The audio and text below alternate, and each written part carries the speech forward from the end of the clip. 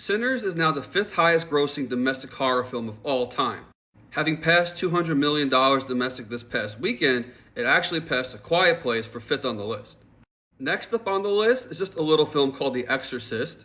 That did $232 million domestic, so Sinners could in theory pass that this weekend.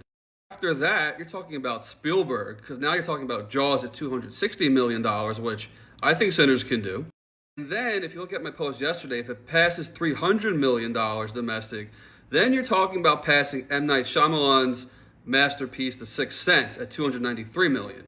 And then, just because we're talking about it, and it seems like it's in the realm of possibility, for the highest grossing domestic horror film of all time, you're now looking at It, which has $327 million gross domestic.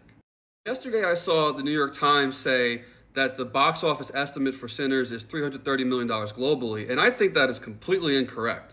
The New York Times has been wrong from the start, so let's ignore them for a second. I think that $330 million number is actually the better estimate for domestic.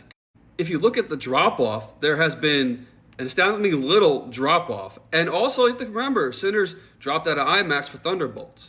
So, New York Times is probably thinking about this in terms of the modern-day release where a movie gets 3 to 4 weeks in theaters. However, look at what Francis Ford Coppola is doing with Megalopolis. He's like doing a tour with the film, like a music concert. Like he's going theater to theater himself and selling out those shows. And they got to bring back Sinners to IMAX theaters when they have the openings. I think this theatrical run could go on well into the summer.